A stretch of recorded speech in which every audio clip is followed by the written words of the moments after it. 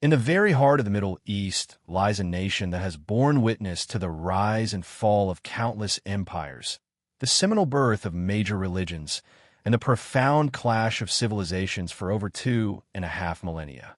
Its history is as deep as it is tumultuous. Known to the ancient world as Persia, Iran stands as one of history's most compelling and often misunderstood nations. From the magnificent Persian Empire that once spanned from the borders of India to the shores of Greece, to the modern Islamic Republic that frequently dominates global headlines today, Iran's intricate story is one of breathtaking transformation, unparalleled cultural richness, and profound, sometimes wrenching, upheaval. But how did a nation once synonymous with tolerance and cultural diversity evolve into a theocratic state where morality police patrol the streets, exercising strict oversight?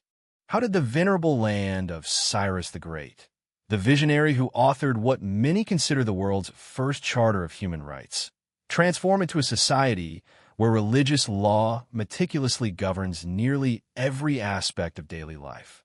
The profound answer is woven into a complex tapestry of conquest, unwavering faith, persistent foreign interference, and sweeping revolution that spans many centuries. To truly grasp modern Iran, we must embark on a journey back to ancient Persia, where one of history's greatest empires first emerged from the expansive Iranian plateau.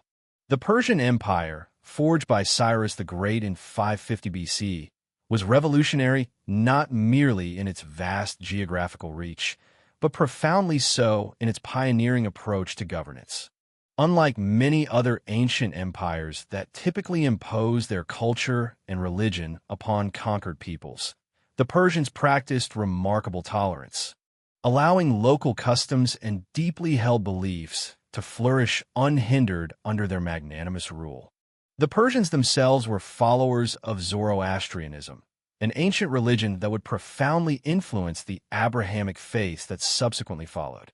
Zoroaster, the visionary prophet who founded this faith, introduced groundbreaking concepts that resonate with remarkable modernity even today.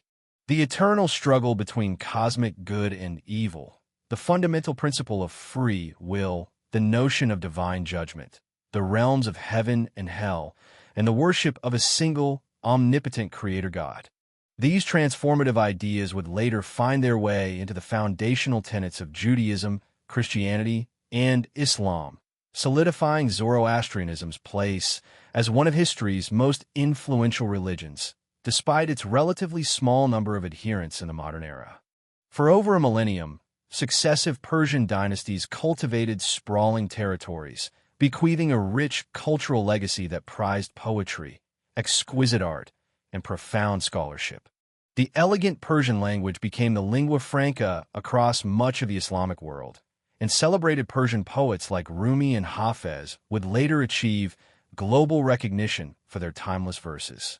This was undeniably a civilization that deeply prized intellectual achievement and cultural sophistication, enduring values that would persist even as political power dynamically shifted. Everything irrevocably shifted in the 7th century when surging Arab armies swept forth from the Arabian Peninsula, bearing with them a nascent faith called Islam. The conquest of Persia was swift and decisive, bringing an abrupt end to the venerable Sassanid Empire and introducing a religion that would fundamentally reshape Iranian society from its core. Yet, the Islamic conquest of Iran transcended mere military triumph. It heralded the genesis of a complex cultural synthesis that would indelibly shape the region for centuries to come. Islam, meaning submission in Arabic, brought with it a comprehensive worldview that governed not just personal belief and spiritual devotion, but meticulously influenced every facet of social and political life. Unlike Christianity, which largely developed alongside a separate secular Roman legal system, Islam emerged as both a complete religion and an integrated legal framework. The Quran, believed by Muslims to be the literal, unadulterated word of God, provided the bedrock for Islamic law, widely known as Sharia. This comprehensive legal framework covered everything from acts of worship and personal conduct to commercial transactions and criminal justice. The Islamic concept of commanding right and forbidding wrong became an indispensable pillar of Muslim society. This principle, drawn directly from the Quran, obligated believers to actively ensure moral behavior and rectitude within their communities. It wasn't merely a personal responsibility, but a collective duty that would later provide the theological foundation for institutions like Iran's modern morality police. While Islam swiftly became the predominant religion in Iran, the narrative took a dramatic, defining turn in 1501 with the ascendance of the Safavid dynasty. The Safavids made a monumental decision that would forever alter Iran's unique place within the wider Islamic world. They declared Shia Islam the official state religion, enforcing its tenets with remarkable severity and uncompromising zeal. This move was truly revolutionary in its scope. Shia Islam, which had coalesced around the conviction that Ali, Prophet Muhammad's cousin and son-in-law, was his legitimate successor, had largely existed as a beleaguered minority sect across the broader Islamic world. The Safavids not only wholeheartedly embraced Shi'ism, but ruthlessly imposed it upon their subjects under the stark penalty of death, often requiring all Iranians to publicly curse the early Sunni leaders. The transformation of society was profound and systematically enforced. Shia clerics from across the sprawling Islamic world began to converge on Iran, seeing a rare and invaluable opportunity to forge their ideal Islamic state. These esteemed religious scholars, collectively known as the ulama, developed a symbiotic relationship with the Safavid rulers. The clerics, in essence, provided religious legitimacy and spiritual authority to the state, while the rulers, in turn, elevated the ulama to positions of unprecedented power, influence, and social status. Under Safavid rule, the principle of taqlid, or religious imitation, was formally instituted. This meant that ordinary Shia adherents were explicitly expected to follow the authoritative guidance of high-ranking clerics in all matters pertaining to religious law and practice. The clerics, in turn, began to meticulously regulate virtually every facet of human existence, from modes of dress and dietary laws to commercial transactions and personal relationships. Official decrees were issued to close taverns, ban music and dancing, rigorously segregate the sexes in public, and enforce strict Islamic dress codes. The Safavid experiment thus created something entirely novel in Islamic history: a stable, unified Shia state where religious authority was deeply and inextricably intertwined with political power. This pioneering model would lay the essential groundwork for what would eventually become the Islamic Republic of Iran, though that profound transformation was still centuries in the future. As the Islamic world grappled with the burgeoning might of European powers throughout the 18th and 19th centuries, Iran confronted a profound national crisis that would indelibly sculpt its modern history. The once mighty Persian Empire found itself technologically and militarily outmatched by aggressive European powers, particularly Britain and Russia, who began treating Iran as their personal playground for influence and exploitation. The Qajar dynasty, which held sway over Iran from 1785 to 1925, presided over a protracted period of national humiliation and territorial concessions.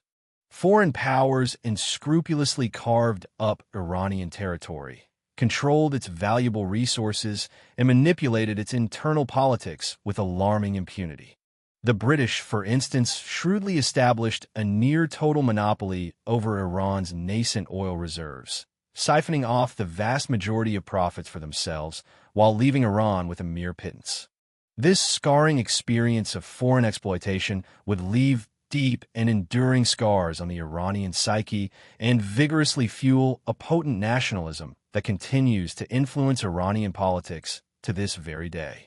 In a spirited response to these mounting challenges, Iranian intellectuals and burgeoning reformers began to look westward for intellectual inspiration.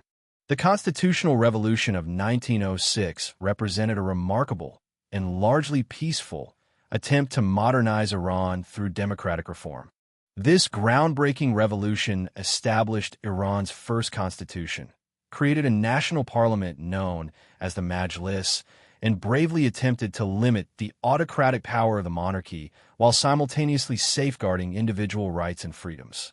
However, these burgeoning democratic aspirations were repeatedly and tragically frustrated by relentless foreign interference. Britain and Russia, fearing the erosion of their entrenched influence, actively worked to undermine Iran's constitutional government through various covert and overt means. The subsequent discovery of vast oil reserves in Iran only intensified foreign meddling, as these invaluable resources became far too strategically important for outside powers to ignore. The persistent frustration and ultimate failure of constitutional democracy inadvertently paved the way for an alternative, more assertive approach to modernization. In 1925, Reza Khan, a shrewd military officer, seized power in a coup and established the Pahlavi dynasty. Both he and his son, Mohammad Reza Shah, vigorously pursued a philosophy of secular nationalism, attempting to modernize Iran by force, while simultaneously suppressing both political opposition and traditional religious influence. The Pahlavis viewed Iran's deeply rooted Islamic identity as a fundamental obstacle to national progress and modernity. They implemented sweeping secular reforms, including banning the hijab, granting women the right to vote, and intentionally reducing the power and influence of the clerical establishment. These ambitious policies indeed forged a modernized Iranian society that many in the West would readily recognize, characterized by nascent universities, a flourishing film industry, contemporary music and Western-style attire, especially prevalent in burgeoning urban centers. However, this modernization came at a tremendous and often brutal cost. Both Pahlavi rulers governed as absolute autocrats, employing a notorious secret police force to terrorize political opponents and brutally suppress dissent. Furthermore, the immense benefits of Iran's burgeoning oil wealth were disproportionately concentrated among the elite, while ordinary Iranians, particularly the urban poor and vast rural populations, saw little tangible improvement in their daily lives. The situation grew immensely more convoluted due to Iran's increasingly complex relationship with the United States. Initially, many Iranians viewed America as a potential benevolent ally that might help them escape the suffocating British and Russian domination. However, this fervent hope was dramatically shattered in 1953, when the CIA, working in concert with British intelligence, orchestrated a clandestine coup that successfully overthrew Iran's democratically elected prime minister, Mohammad Mossadegh. They instead installed the Shah as an absolute monarch with unchecked power. This pivotal coup, infamously known as Operation Ajax, was primarily motivated by Mossadegh's decision to nationalize Iran's vital oil industry, directly threatening powerful Western economic interests. The resounding success of the coup firmly established the United States as the dominant foreign power in Iran and, consequently, the primary target of burgeoning Iranian anti-imperialist sentiment. The bitter memory of this significant intervention would profoundly haunt U.S.-Iran relations for decades to come. By the 1970s, a groundswell of opposition to the Shah's increasingly authoritarian rule had created a truly revolutionary climate. Critics widely accused the regime of being a mere puppet of Western powers and of abandoning Iran's cherished Islamic identity in favor of perceived foreign, decadent values. A telling term emerged to describe this perceived cultural contamination: Westoxification. It encapsulated the potent idea that Iran had been poisoned and undermined by insidious Western influence. At the vanguard of this burgeoning opposition stood Ayatollah Ruhollah Khomeini, a deeply charismatic cleric who had been exiled by the Shah for his vocal dissent against pro-American policies and the regime's secularizing reforms. From his exile in France, Khomeini meticulously developed a revolutionary ideology that would fundamentally transform both Iran and the very nature of Shia Islam. In his profoundly influential work, Islamic Government, Khomeini argued forcefully that Islamic societies must be governed strictly by Islamic law, and that this divine law should be interpreted and rigorously enforced by qualified, learned religious scholars. This was a radical departure from traditional Shia theology, which historically held that legitimate Islamic government could only be definitively established by the hidden imam, a revered messianic figure who is believed to return at the end of times. Khomeini, however, argued that in the pragmatic absence of the imam, the religious scholars, particularly the most learned and exemplary among them, had both the inherent right and the sacred duty to govern Islamic societies, guiding them justly until the imam's reappearance. Khomeini's potent message resonated deeply with a remarkably diverse array of Iranian groups, who, despite their varied agendas, shared little beyond their fervent opposition to the Shah. Leftist students were attracted by his fiery anti-imperialist rhetoric. Traditional bazaar merchants were deeply concerned about pervasive foreign economic penetration, and ordinary Iranians were frustrated by rampant corruption and brutal repression. When the Shah finally fled Iran in January 1979, millions of jubilant Iranians flooded the streets to orchestrate a triumphant welcome for Khomeini's return. However, the revolution's ultimate direction remained profoundly unclear. Various factions fiercely competed for power, including secular Democrats advocating for a liberal state, leftist revolutionaries pushing for socialist reforms, and Islamic fundamentalists advocating for a religious state. For a brief, fleeting moment, it seemed entirely possible that Iran might establish a democratic government that skillfully balanced both religious and secular elements. This fragile possibility, however, dramatically evaporated when Iranian revolutionaries stormed the American embassy in November 1979, seizing its staff as hostages. Khomeini's calculated decision to publicly support this dramatic action, while immensely popular with his revolutionary base, served to isolate Iran internationally. It strategically allowed him to consolidate power by effectively eliminating more moderate, dissenting voices within the burgeoning revolutionary coalition. The constitution of the nascent Islamic Republic, formally ratified in 1979, forged a truly unique system of governance that artfully blended both democratic and theocratic elements. While Iranians were granted the right to vote for presidents and parliament members, ultimate authority fundamentally rested with the supreme leader, a powerful, lifetime position designed specifically for Khomeini. The supreme leader controls the military, intelligence services, and judiciary, while a powerful supervisory body called the Guardian Council meticulously screens candidates for elected office. The council possesses the authority to veto any legislation deemed incompatible with Islamic law. This intricate system institutionalized the rigorous enforcement of Islamic morality on a scale unprecedented in Iran's long and varied history.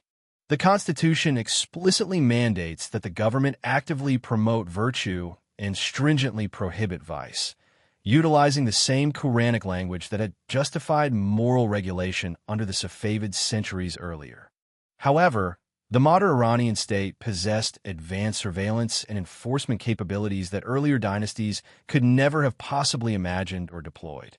The establishment of the Islamic Republic precipitated dramatic and often brutal changes across Iranian society. Political executions skyrocketed as the new regime ruthlessly eliminated those it deemed counter-revolutionary. Independent newspapers were summarily closed. The entire education system was systematically Islamicized to conform to religious doctrine, and zealous militia groups enforced strict religious law in the streets with an iron fist. Women, who had gained significant rights and freedoms under the Pahlavis, found themselves subject to a host of new restrictions, including mandatory hijab wearing and severe limitations on their ability to work, travel, and fully participate in public life. These restrictive policies sparked a massive exodus of Iran's educated middle class, a debilitating brain drain that continues to affect the country profoundly today. Those who remained faced a society where religious law meticulously governed personal behavior and political dissent was chillingly equated with heresy, leading to severe consequences. The morality police, formerly designated as the Gashti Irshad, emerged as the stark, visible emblem of this new social and political order. They methodically patrolled the streets to ensure strict compliance with Islamic dress codes and public behavior. The Iran-Iraq War, 1980 to 1988, inadvertently helped consolidate the new regime by rallying Iranians around the flag in a period of national crisis. But it also deeply entrenched the system's authoritarian tendencies and suppressed nascent liberalization. The war's eventual end brought forth new, complex challenges as reformist politicians attempted to liberalize the system and introduce greater freedoms. They were consistently blocked and thwarted by powerful conservative forces steadfastly loyal to the supreme leader. Today, more than 4 decades after the transformative Islamic Revolution, Iran remains a nation profoundly caught between competing visions of its intrinsic identity and its uncertain future. The tragic death of Mahsa Amini in police custody in 2022 sparked nationwide protests that vividly revealed the depth of popular frustration and simmering discontent with the current system. This was particularly evident among younger Iranians who have known only life under the strictures of the Islamic Republic. These impassioned protests rekindled fundamental questions that have persistently haunted Iran throughout its tumultuous modern history. What is the proper relationship between religion and politics in a modern state? Can Islamic societies authentically embrace both profound faith and individual freedom simultaneously? How can Iran honor its rich, ancient cultural heritage while gracefully adapting to the complexities of the modern world? Is peaceful, incremental reform genuinely possible within the existing framework? Or will fundamental change only come through yet another dramatic revolution? The narrative of how Iran transformed into a theocracy is, at its core, a compelling saga about the intricate and often fraught relationship between power, unwavering faith, and national identity in the contemporary world. It powerfully demonstrates how historical grievances, persistent foreign interference, and deeply held religious ideology can converge to create political systems that their own citizens may eventually come to reject. As Iran continues to grapple with these fundamental and unresolved questions, its future remains as uncertain and captivating as its remarkable past.